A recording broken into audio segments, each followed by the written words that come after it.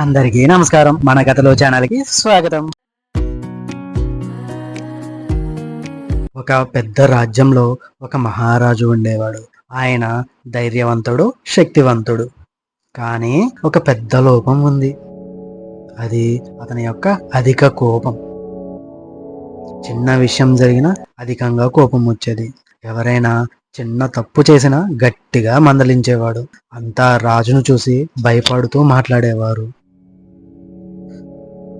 ఒకరోజు రాజు తన రాజమహల్లో ఒంటరిగా నిలబడి అద్దంలో తనను తాను చూసుకుంటున్నాడు. అప్పటికే ఆయన మనసు కోపంతో మండిపోతుంది.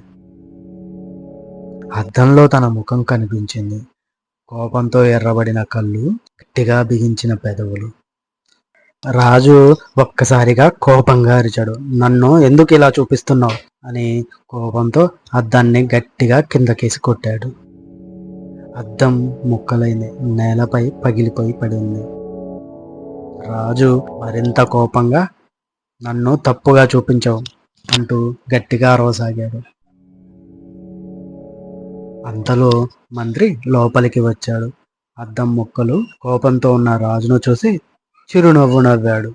మంత్రి నమస్కరించి మృదువుగా ఈ విధంగా చెప్పాడు. మహారాజా, అద్దం ఎప్పుడు అబద్ధం చెప్పదు, అది నిజం మాత్రమే చూపిస్తుంది. మీ ముఖంలో కనిపించింది కోపం కాదు, మీ హృదయం యొక్క ప్రతిబింబం. రాజు ఒక్కసారిగా నిశ్శబ్దంగా మారాడు. మంత్రి మళ్ళీ ఈ విధంగా అన్నాడు.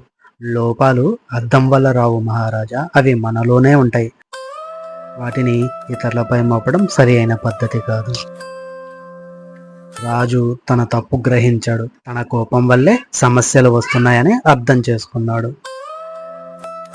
ఆ రోజు నుంచి రాజు తన కోపాన్ని నియంత్రించుకోవడం ప్రారంభించాడు.